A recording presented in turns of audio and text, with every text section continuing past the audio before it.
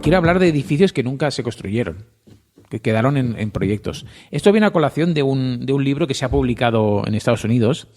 Es el Atlas de la editorial Phaidon, que se llama Atlas of the Never Built Architecture. ¿Vale? A ver, otra vez con acento inglés. Atlas of Never Built Architecture. Very good. Lo podéis encontrar en Amazon por 75 euros. Ostras. Descuento se vale 150, lo podéis, ahora está al 50%. Bueno, salió en el mes de agosto, septiembre, si no recuerdo mal, y incluye más de 300 proyectos que de los último siglo, los últimos 100 años, que nunca se construyeron. Y yo voy a hacer he hecho un listado de algunos que salen aquí, un poco de todas las épocas, pero algunos que me parece son interesantes, ¿no? Por ejemplo, tú sabes que en Ciudad de México, Norman Foster hizo el proyecto de un nuevo aeropuerto para la Ciudad de México, que iba a ser el segundo más grande del mundo y que tenía forma de X, la X de México, digamos, ¿no? Es una especie de X, hay unos renders muy bonitos, ¿no? Que explican cómo era este aeropuerto. Resulta que, se hizo el proyecto, se hizo todo, se iba a construir, pero se hizo una consulta popular y se ve que la gente dijo que no, que no querían el aeropuerto y no se construyó.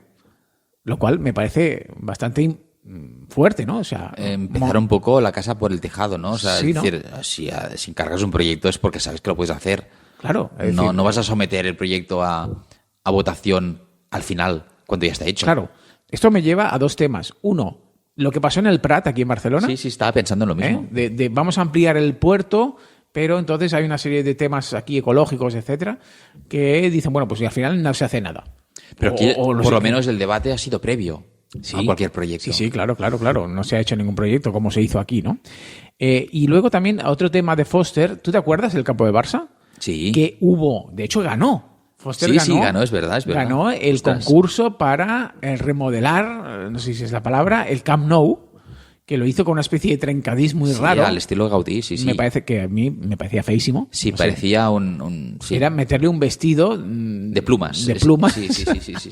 Y gracias a Dios aquello no se hizo, porque imagínate que si hubiera probado aquello, tendríamos el mismo cacharro, pero con un vestido. O sea, no hubiera cambiado nada, ¿no? Y si ya es triste perder los partidos, imagínate perderlos con aquel campo, ¿no? Sí. Bueno, nos vamos a la Torre Illinois de Frank Lloyd Wright. Tú seguramente recuerdas que en 1956 Frank Lloyd Wright hizo un proyecto de una torre de 1 milla. De hecho, se le conocía así, la torre de 1 milla, es decir, de 1.609 metros. O sea, hubiera sido la más alta del mundo incluso ahora. O sea, 1.600 metros de torre, no se hizo por un tema técnico. O sea, si la idea estaba muy bien, pero ¿cómo lo ejecutas? Cuando estés en los 1.200 metros, ¿cómo lo montas esto? ¿Fuiste tú que me dijiste que ahora RCR va a hacer la torre más esbelta? Sí, en Nueva York. Vale. Sí. Que no he visto cómo es el proyecto, pero conociendo a RCR, pues será cortén, no sé hasta cuándo, ¿no? Bueno, lo que me sorprende de Frank Lloyd Wright, que tiene, según he leído y en fin, me sorprende, dice que tiene hasta 660 obras sin construir. Hostia. Me parece tremendo. Sí. Porque es la mitad de su obra, o sea, construyó 500 o 600 obras. Es que también me parece sorprendente, claro, el que se puede construir tanto. Claro, ostras. La mitad de lo que hizo no se construyó. Es que hizo mucho. Es que claro. Y lo interesante de esto es que de hecho hay una página en internet, buscarla en YouTube, de un canal que lo que hace es renderizar aquellos proyectos que no hizo Frank Lloyd Wright. Madre mía. Y la verdad es que lo han hecho súper bien. Creo que se llaman, es algo, no sé si es Silvestre Arquitectos, porque Silvestre Arquitectos es un despacho, pero algo parecido a eso, buscarlo, porque hay proyectos muy chulos de Frank Lloyd Wright que los veréis como si estuvierais dentro, pero nunca se construyeron. Eso también explica, o sea, se puede explicar porque antes hacías, sí, todos tenemos en la cabeza los diseños de Frank Lloyd Wright, ¿no? Cómo son sus planos. Al final estaban hechos a mano, sí, lógicamente, eran alzados, plantas y secciones. Sí. Las justas. La información básica. Y un par de detalles. Y un dibujo en 3D, sí, o sea, sí. ¿Entiendes? ¿Cómo se llama esto? Pero que me lo imagino. Fugada. Sí, muy bien hechas. Pero me lo imagino disfrutando de hacer esto. Ahora no podría hacer tantos diseños. No, claro. O sea, pero antes estaba... Bueno, no solo Fine-Ride, en general, tú te tienes... Digámoslo así. Tú te dedicabas a hacer plantas, asados y secciones. Y un 3D. Ya está. Con eso ya se entendía la cosa, ¿no? Ahora eso es solo una parte, ¿no? O sea, bueno, un 3D.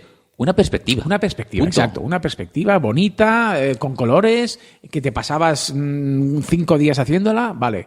Pero ya está, ¿no? Y luego habrían unos planos más técnicos, pero bueno, yo creo que hechos un poquito sobre la marcha, ¿no?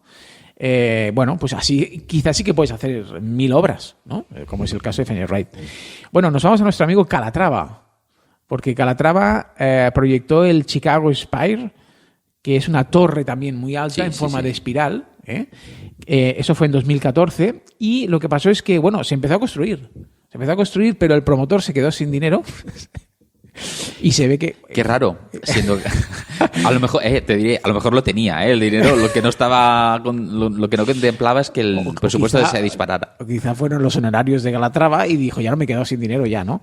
Se hizo muy poquito, pero bueno, al final se desestimó porque, bueno, ya no había recursos económicos. Y es una torre que se parece mucho a una que sé que hizo Calatrava, que quizás se hizo luego, como que es la Torre Torso. Sí, ¿vale? sí. Pues es parecida a esa, pero la que había proyectado, que no se hizo, era más alta aún. Que está en Escandinavia o algún país. Está en Suecia, creo. Está aquí en Europa, sí. Sí, exacto.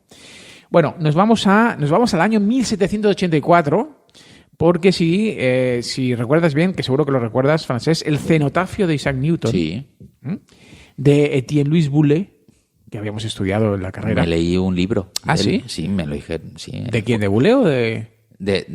Sí, de Boulle. Vale.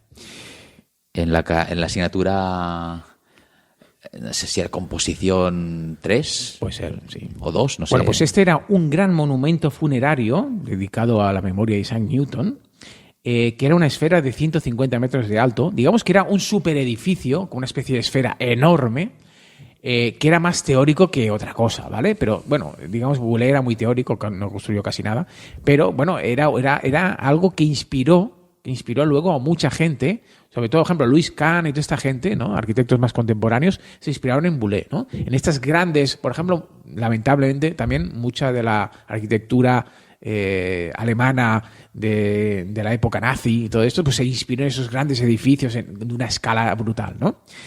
Bueno, pues ahí hubo ese referente. Imagínate que se hubiera construido. Luego nos vamos a el Hotel Atracción. A Hotel Attraction. Parece el nombre de una serie. Sí, pues... bueno, se le atribuye a Gaudí. Entonces Gaudí iba a construir un rascacielos en Nueva York. ¿Sí lo sabías? ¿Algo te suena? Sí. Bueno, pues iba a ir en Manhattan y parece ser que vinieron 2 americanos a Barcelona y a ver a Gaudí, ¿no? Y entonces le dijeron, oye, mira, que quiero que nos hagas una torre en Nueva York, a tu estilo, ¿no? Y entonces, bueno, se ve que hay unos dibujos que no está claro si eran de Gaudí o no, porque hay mucha leyenda sobre este tema, pero bueno, representaban los 5 continentes como una especie de 5 torres. Era una especie de... La verdad es que yo he visto algunos dibujos muy feos, porque era como una especie de una pedrera pegada a una torre de la Sagrada Familia, era un machambrao de cosas un poco feas, ¿no? Estamos hablando del año 1908 y, bueno, no se hizo, lógicamente, pero bueno, quedan esos bocetos que algunos... Tengo una imagen en la cabeza, ¿eh? Bueno, no sé si has visto la serie Fringe. No. Bueno, pues yo tampoco. Pero hay un capítulo que lo podéis buscar, la escena en YouTube también, en la que, pues sabes que Fringe es una serie que ya se hizo hace muchos años, que hablaba de temas de ciencia ficción y estas cosas, ¿no? Y entonces no sé. Hay un momento en el que se van a un universo paralelo en Nueva York, los protagonistas se van a un universo paralelo y en Nueva York está construida esta torre. Qué bueno. La torre de Gaudí se ve ahí en vista aérea, ¿no? Etcétera. Y bueno, es interesante porque, bueno, recoge esta idea, ¿no? De edificio que pudo ser. Y lo dicen, o sea, hacen algún comentario o está allí y quien lo sepa. No, lo dicen. Vale, interesante. Buscadlo en YouTube porque lo veréis. Bueno, luego, bueno, hay algunos temitas más otras obras menos relevantes, pero sí que me gustaría destacar que a mí me gustó mucho, que es una lástima que no se hiciera, la ampliación de la Escuela de Arquitectura de Venecia de Enric Miralles. Este es un proyecto que ganó Miralles, ganó el concurso y tal, pero nunca se hizo. Y estaba emplazado en una isla que hay, bueno, la Giudecca se llama, en Venecia. Es donde está la Escuela de Arquitectura de Venecia, que además es muy importante esa escuela, es muy buena. Y bueno, Miralles hizo un proyecto muy chulo de una ampliación que conectaba la antigua con la nueva, pero la nueva era una idea de olla total. Pero bueno, más que por lo que representaba el proyecto, es por lo que influenció ese proyecto, porque creo que Miralles ya era muy conocido, pero ese proyecto inspiró a mucha gente a entender una cosa que yo creo que Miralles copió de Coderch y que ahora entenderás lo que te digo, y es que las escuelas, las universidades o las escuelas, no hace falta que sean cajitas donde se meten los alumnos, ¿vale? O por lo menos Miralles lo definía así. No hace falta hacer aulas, no es una sucesión de aulas, sino que lo importante de la escuela está fuera de las aulas. Los pasillos, la circulación, no hace falta que sea un pasillo que mida 3 metros. No, es que el pasillo a lo mejor es mucho más grande que el aula. A lo mejor tienes rincones donde te quedas. A lo mejor, ¿no? O donde das clase, incluso en el pasillo. Nosotros en la carrera exponíamos los proyectos colgados en la pared de pasillo. Sí, pues que por eso digo lo de Coderch, porque la ampliación de Coderch de la Escuela de Arquitectura estaba un poquito, yo creo, pensada así. Los pasillos, ¿tú te acuerdas cuando empezamos la carrera? Sí, aunque, bueno... Bueno, no es que me gustara.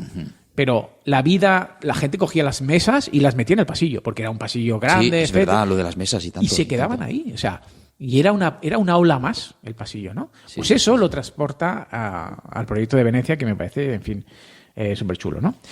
Bueno, y luego acabo con un edificio que se iba a hacer en Barcelona, un rascacielos que iba a ser el más alto de Europa en aquel momento, en 1918, y que se iba a hacer en la Plaza Cataluña, donde ahora está el... ¿Corte Inglés? No, donde está... ¿El Banco de España? No, es el iPhone, donde está Apple, el edificio Apple, que creo que es de Zara, aquello. Sí. Pues allí iba un rascacielos que iba a tener 100 metros, bueno, en aquella época pues era muy alto, ¿vale? 27 plantas, y que propusieron 2 americanos. Se ve que Barcelona en aquella época, pues bueno, llegaron también 2 americanos. En 1908 vinieron los de Gaudí, en 1918 vinieron John Met y James Gamble y propusieron este proyecto de rascacielos. Se publicó incluso en una revista americana que es American Architect en 1920 y, bueno, al final pues no se hizo por un tema económico. Se ve que no había nadie que tuviera el dinero para hacerlo o la voluntad o lo que fuera, ¿no?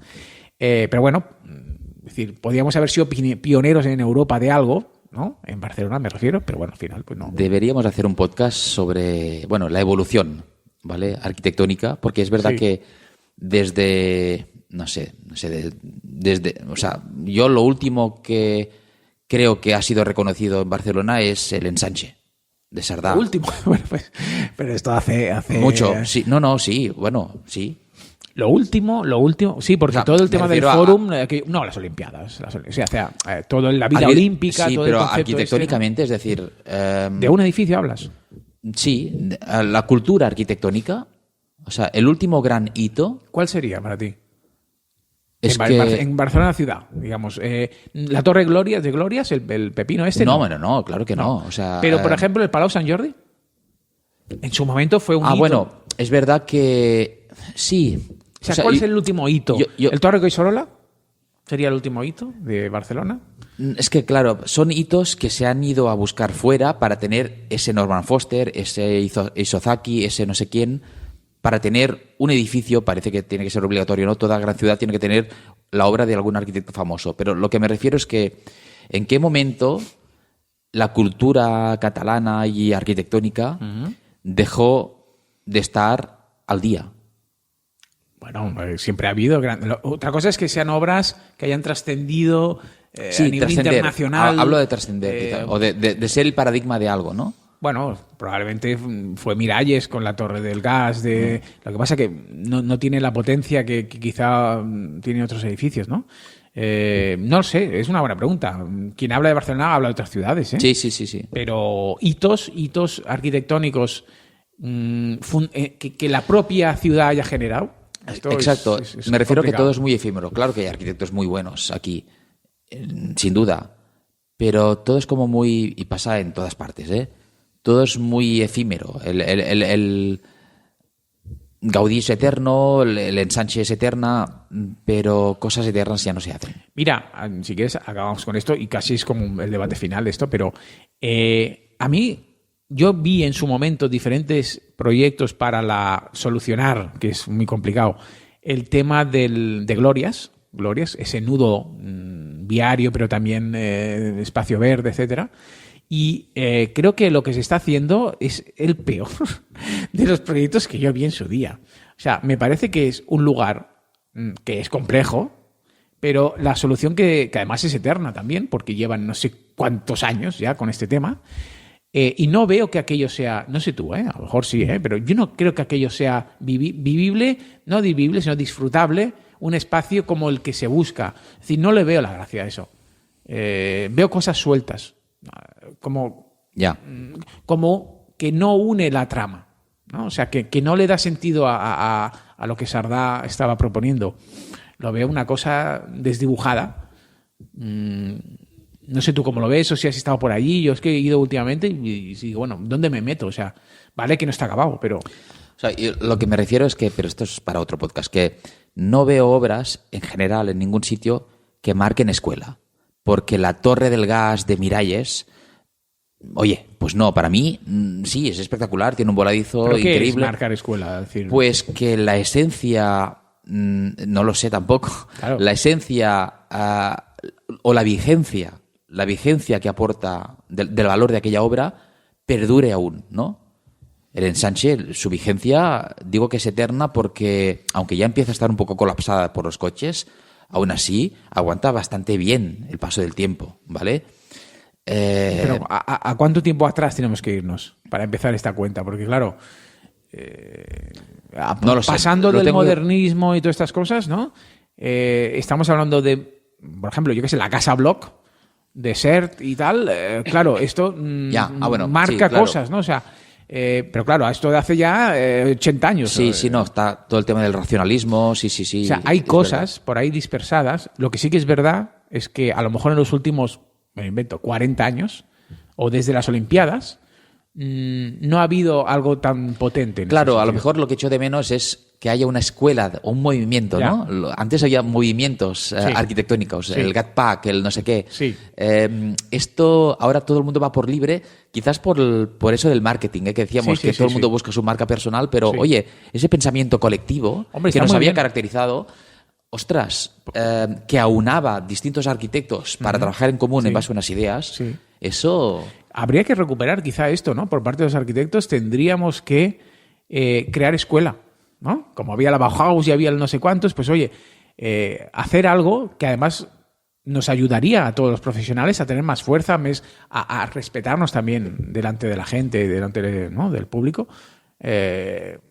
cosa que ahora cada uno va a lo suyo. Y creo que tiene sentido ahora recuperar esa idea de colectividad, ¿no? Y de pensamiento único, porque hay problemas que nos afectan a todos. Claro, y el sobre tema todo de la vivienda, por ejemplo, el tema de la contaminación, claro, o del ecologismo. Pero yo hablo más no tanto porque... A nivel de estilo.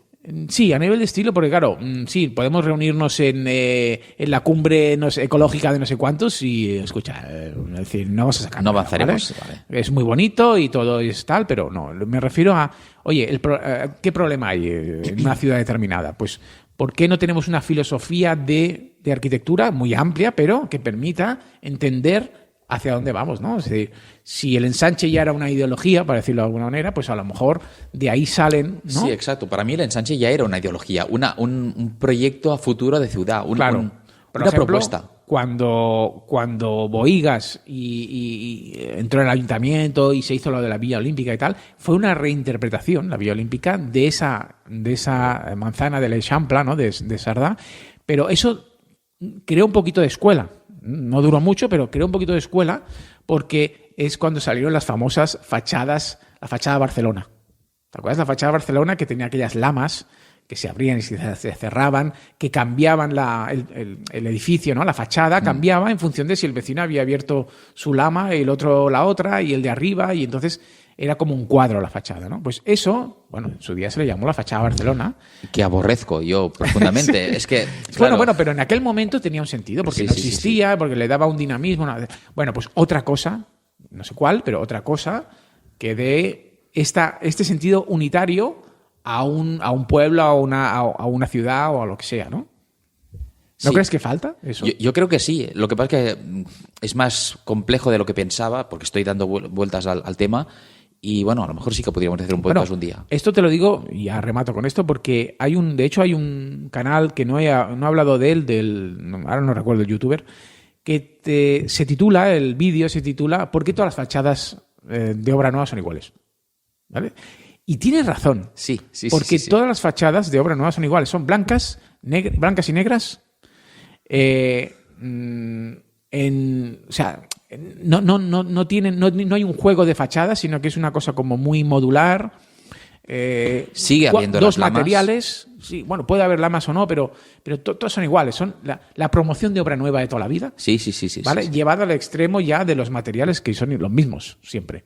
Entonces, eso no puede ser. O sea, no puede ser porque ahí porque eso no tiene nada detrás. O sea, lo ves y dices, bueno, ¿y qué gracia tiene esto, no? Bueno, tú lo has dicho, parece como que falta una propuesta, pero no una propuesta arquitectónica, sino una propuesta de pensamiento, ¿no? Uh-huh. Por ejemplo, aquí estamos al lado del Walden, de Bofill, ¿vale?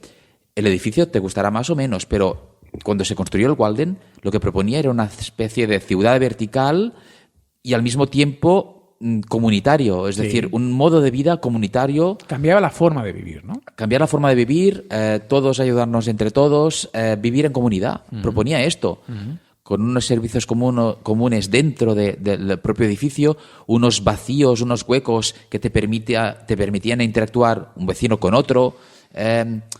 Bueno, todo esto. Y ahora, a ver, no digo que él lo empezara, pero ahora se habla mucho.